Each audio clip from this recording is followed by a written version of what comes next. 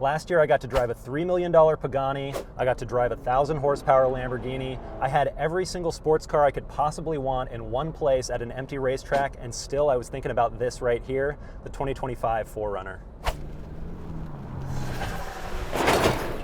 So just like a lot of the dorks that I'm sure are on this drive program, just like myself, I have a lot of personal history tied up in the 4Runner, probably more than I would care to admit. My very first car was an SR5, a second generation 4Runner, the facelifted model from 1994.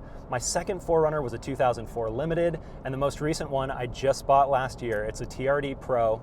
I chose the outgoing model for a number of reasons instead of waiting for this truck, and I guess today I'm going to figure out whether or not I'm going to live to regret that. So this is the SR5 model. This is the absolute base truck. This is the cheapest entry point into the 4Runner.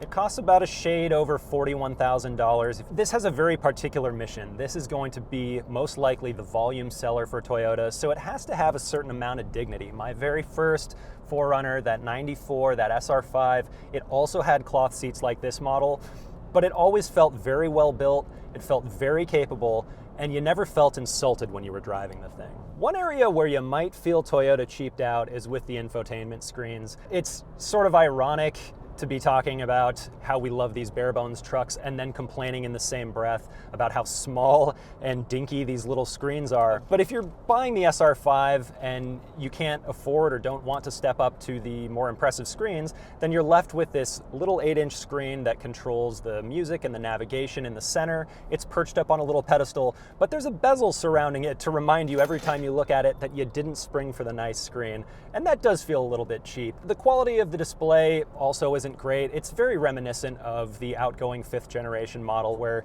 the screens are just kind of a constant reminder of how aged and old this thing does feel. So the rest of the truck does feel updated, does feel airtight, does feel really well made, but from my first impression, the screens don't really hold up their end of the bargain in this one. The screen aside in the SR5, the infotainment software itself is great.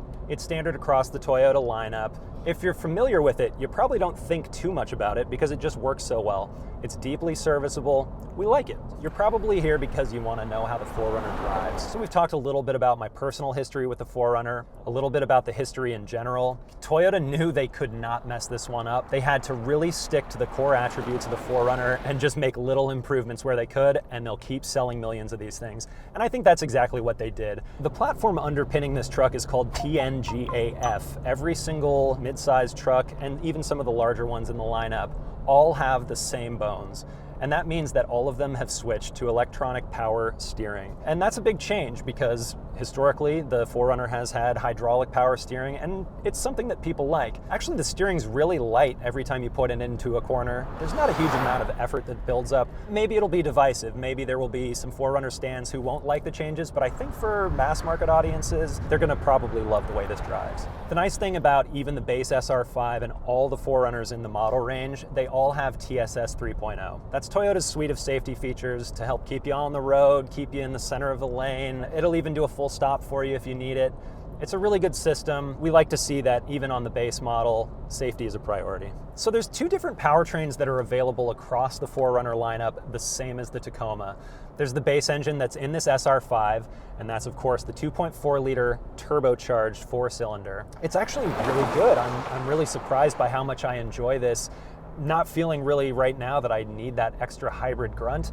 Obviously this isn't a sports car. I'm not in a situation off-road where I really need a huge amount of torque. Just driving this down the road, I'm really impressed. This base engine has 278 horsepower and 317 pound-feet of torque. Compared to my 5th gen 4Runner that has the V6, this actually has a lot of torque. It doesn't sound very good. Sounds kind of like an appliance, kind of sounds like a teapot, but it actually has enough power where you need it. This truck can actually move. The other engine choice is a hybridized version of this very same 2.4 liter turbocharged inline-four. The hybrid engine has 326 horsepower and 465 pound-feet of torque.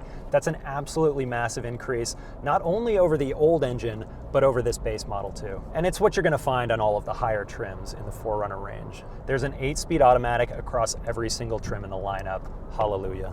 So far, I have to say, the 8-speed is working awesome. It's totally seamless. I don't know why I thought I was gonna miss the ancient 5-speed automatic from my actual 4Runner that I have at home, but I honestly wish it just had this 8-speed. So I don't think people do a lot of towing in the 4Runner. This is mainly an anecdotal thing, but where I live, there's a lot of 4Runners and there's a lot of towing going on, and the two never really cross over. However, the towing capacity has been increased on the higher end trims with the iForce Max powertrain. That's up from 5,000 pounds to 6,000 pounds. So fuel efficiency is going to be a huge sticking point for this new 4Runner. They went to turbo power, they went to turbo hybrid power, and a lot of the Toyota people will tell you that that was for pure performance purposes, but I know that a component of it had to be MPG because the fuel efficiency in my 5th gen truck is absolutely terrible. Because I'm a psychopath, I track all of the MPG across the cars I've owned since 2012, and the 4Runner that I own now is the absolute worst. The other day, over a full tank, I got 12.6 MPG, and across about 3,000 miles of driving so far, I'm averaging only 15, 16 MPG. So, according to the EPA, these new trucks are mostly going to get 21 to 23 MPG. The base trucks without the hybrid engine are going to get 21 or 22 MPG, and then the hybrid trucks are generally going to get 23 MPG. That's a huge increase, obviously, over what I've seen, but it has to be said, across the driving we've done today, at least the computer is telling us we've done 17.2 MPGs, but you should expect an improvement over the outgoing 4Runner. If Toyota went straight down the middle with pretty much everything else on the inside of this truck, one area they were definitely not conservative: the exterior. So the 5th generation 4Runner that came just before this, that started in 2009. That truck is 15 years old, and it definitely looks like it. It's really old school looking, even the brand new one that I got last year. I had only seen pictures of this truck for the last year since they unveiled it. Hadn't got a chance to see one in person, obviously. And this morning, we got our first glimpses, got right into the trucks, headed out into the desert, and on our way out, I saw something crazy looking in the mirror. It was low, super wide, super aggressive, and I realized that was the Trail Hunter trim. I think it looks pretty overstyled, and I think that might be because the old 4Runners have always been very long-running, very traditional. The last generation, it was pretty slab-sided, so what they've done is kind of elongated everything, made everything look a little bit like a Gundam. What the heck is a Gundam? Whether or not that's to your taste, that's going to be for the consumer to figure out. There's actually quite a few new color options on the 4Runner. There's one called Everest that's like a dark, sparkly green that I really dig. And then there's one called Mudbath that's available only on the TRD Pro. It kind of looks like baby poop. Not for me. So the reason that the 4Runner looks a lot like the Tacoma is because they were both styled by Calty Design, who's Toyota's in-house design team. That's another element to it where it's designed by Americans, even though this was engineered in Japan.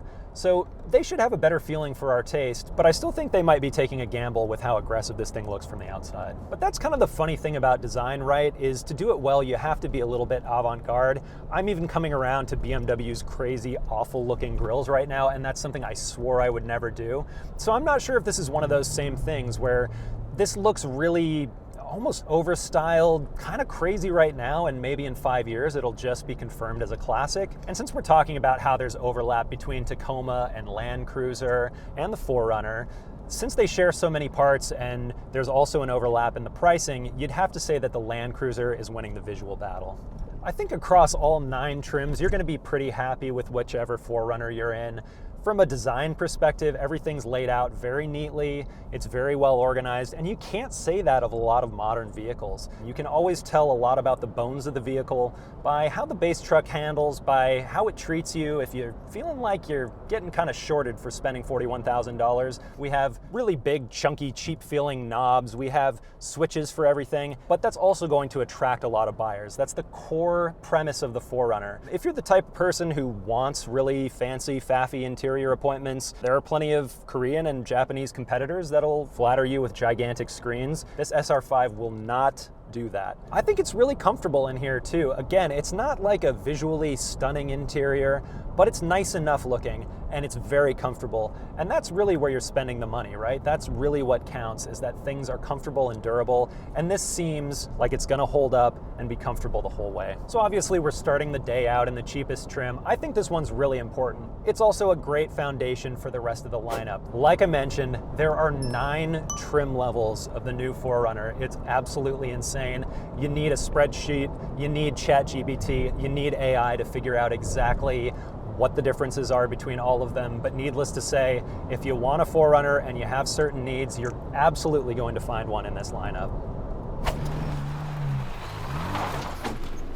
All right, so we're here in the TRD Off-Road Premium. So yeah, now that we're out off-road here, let's talk a little bit about the off-road tech as I go spilling over this gigantic crest. You'll know this, I think first thing, there's 2-wheel drive options for the 4Runners, but if you're off-roading, you're not gonna want one of those. There's full-time 4-wheel drive on the Limiteds, and you're probably not gonna want that either.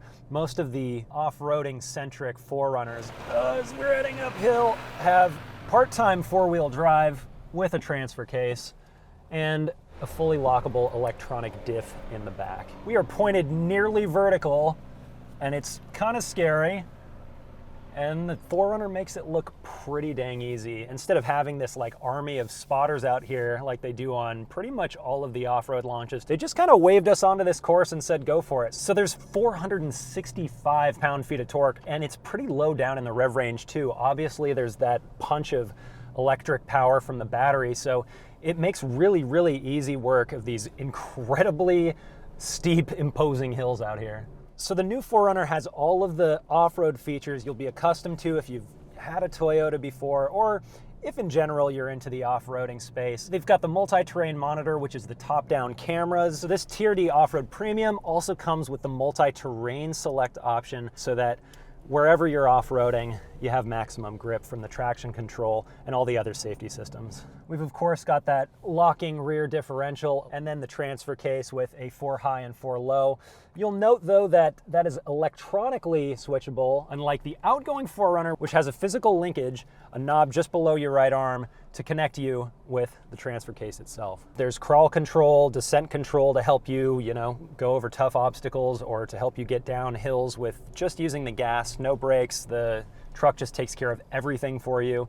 It lets you be as engaged or disengaged as you want to when you're going over obstacles like this. So the suspension is updated over the last generation. There's double wishbones up front and coil springs in the back. On a lot of these off-road trims, TRD Pro, TRD Off-Road Premium, we have knobby 33-inch tires completing the whole package too. And really important out here, important in my personal life too, just used it last week, there's a skid plate. In addition, there's underbody protection for the transfer case and the gas tank. So in the TRD Off-Road Premium here, we've got the upgraded, this is the top of the line out of the 2 options, 14-inch iPad sat on its side essentially, huge screen, and then replacing the gauges on this SR5, we have this 12-inch central dash screen. I have to say the first impression of the dash is good. On the 5th gen, it's really, really primitive. There's analog gauges, which I sort of enjoy, but then there's just a little central strip that gives you very little information about what's going on with the truck. I can't say I miss the analog gauges here because there's just so much more information and it's all displayed pretty intelligibly. So I'm enjoying this digital dash. Multi-terrain monitor is back. This is the camera system that's aimed at off-roading but is actually sneakily heavily usable for day-to-day life. But out here, it's also just really useful. It gives you some views outboard so you can see left, see right, exactly where the edges of your tires are going on the approach to an obstacle. You can also switch the camera view to view out front, to view out behind you in real time. And there's actually a funny but pretty useful little button right over here on the screen that will even clear the rear windshield for you and get those wipers going. There's also readouts in the center of the console showing you your yaw and showing you your pitch. Also on a lot of these off-road trims, over here on the left side of the console, you'll notice that there's 4 auxiliary switches. So this is all ready to go. This is pre-wired so that if you want to throw some lights up on the roof, if you want to throw a light bar on the hood, there's 4 switches down here that make it very easy to add your own off-roading accessories. It's pretty amazing how all this technology just makes this so easy. I think it makes off-roading a lot more accessible. It can remove some worry. I'm guessing that traditionalists will probably want more of that engagement back, but these systems exist here to help you, and you don't actually have to turn them on. So I think it provides a pretty broad gamut of capability for people who are curious about going off-roading and for people who are really into it. So is it worth springing for the hybrid option? And in some of the higher trims, you're just locked into that choice. So for a lot of people, it's going to be a non-choice. I think people are going to decide on their own on a test drive. It's undeniably better to have the punch. You get slightly better MPGs. So the hybrid, it's just obviously better. It's obviously more expensive. You'll just have to make that determination on your own. So we just went up a 20-degree incline. We're on probably another 25-degree embankment, and it's absolutely stable. It's totally unnerving, but absolutely stable at the same time. One thing I'm really noticing out here is the turning radius actually seems hugely improved. I'll have to double check with the engineers, but that's one big complaint that I have with my 4Runner is that if I'm going to turn around on like a busy road, I'm gonna have to make like a 3 to 5 point turn. But even off-road here, it seems like you're gonna be able to get around 1 point turn pretty much anywhere you need to be on a normal American road, and that is obviously beneficial out here where you don't want to be doing 3 point turns with, say, a cliff face off to your right side. I think off-roading, throttle control, braking control, you want to have really fine adjustable, minute control from the pedals, from the powertrain, from the drivetrain. And I'm feeling all of that here. You're getting just the right amount of feedback. You're getting the right sort of punch of torque and calibration from the throttle pedal. You're getting the same thing from the brakes. It's a really easygoing thing to drive off-road, but it also has that absolute fine adjustment that you really, really need for an off-roader. It's absolutely critical, and I think this 4Runner's got it. So I'd say pricing has gone up pretty much across the board. We were in the SR5 earlier this morning. That was a shade over $41,000, $42,000. Here the base price without shipping is $57,770. The one that we have equipped right here, $59,420. We all want cheaper vehicles, but it's also one of those things I think people are going to pony up. When I look at the price of my own TRD Pro 4Runner from the last generation, that was $57,000 out the door, and honestly I almost had a heart attack wheeling off the lot just thinking about what I'd done. This is not a trail hunter. This is actually a mid-range trim. It's still $59,420. They've obviously gotten more ambitious with the pricing. We're edging into Land Cruiser territory. So a lot of the 9 4Runner trims actually overlap with pricing for the Land Cruiser. It's going to be a tougher decision than ever, and one that you never really had to make before. Land Cruiser customers wanted the ultimate Apex premium product. 4Runner customers wanted something a little bit sportier, a little bit more attainable, and now there's a choice between the two. It's hard to talk about value when you have something that's aimed at being utilitarian and still costs $55,000 to $70,000. But I think I would probably lean Land Cruiser. You get something that's a little bit more premium feeling and styled in a more conservative way, and that speaks to me on a personal level, but I think a lot of people are going to choose the 4Runner either by reflex or because it's simply just cooler looking. Another critical component of the 4Runner, you gotta have that storage space. I know there's plenty in my 5th gen, and it looks like they're holding up the deal here too. There's a little bit of space eaten up by the battery that sits at the aft end of the truck, but it looks pretty comparable to the 5th gen. I think you're gonna have plenty of space here, plenty of cubbies, plenty of options for packing away your luggage and goods. Of course, there's an optional 3rd row too. That folds up about here, so you get some luggage size space behind the 3rd row. Another iconic feature of the 4Runner, it's the 60/40 tumbling seats. So you can see here that one of them's down over here. This side also goes down, lays mostly flat. It's not as flat as the 5th generation 4Runner, but it's pretty close. Overall, very comparable to the last generation truck. So what's the verdict here? It's a tough thing to answer because you have to bring in a lot of context, and the context with this truck is that for all its flaws and all its compromises, for all its cost, this thing is reliable beyond everything else. If you look at the number of vehicles that last 250,000 miles continuously, consistently, this one is always on that list, and you can't say that about every truck. So I guess the point is we're not going to find out now. We're not going to find out today. We're not going to find out in 5 years. We're just not going to know for another 200,000 miles. On a more personal note, obviously I bought my 5th gen and didn't wait for this one to arrive. Am I regretting it now? I think in a word, no. I mean, there are some features I really love about this new truck, the way the drivetrain and engine respond, the smoothness of it all, the transmission especially, the upgraded infotainment, all of that stuff I really, really wish I had on my truck. At the same time, with the increase in prices in a pretty drastic way and the way that that's overlapping with the Land Cruiser, I'm not exactly itching to get into one of these. And as far as crossover with the Land Cruiser, well, that makes it even tougher. I guess ultimately it's good that we have more choice. Do you want something that's maybe a little bit more athletic, but possibly overstyled, or something a little bit more austere? I guess you'll have to choose. As for me, I'd probably stick with the Land Cruiser. I like the design a little bit better. I like the interior appointments just that little bit more, but I wouldn't kick this one out of bed. I think Toyota's probably got a hit on its hand. I don't think it's going to be very tough for people to buy into the turbocharged 4. I don't think it's going to be very tough for people to convert to the hybrid system on their Toyota truck. There's clearly been a lot of thought and development put into this thing. Is this platform going to stick around another 15 years? I'd bet against that. I'm guessing they're going to have to make some major improvements at some point. Maybe it'll go fully electric. Who knows? The longevity hasn't exactly proved itself yet, but that's something that's going to come in time. As I said, if you had to bet on a vehicle to go 200,000 to 300,000 miles, you'd always want a Toyota badge on the nose.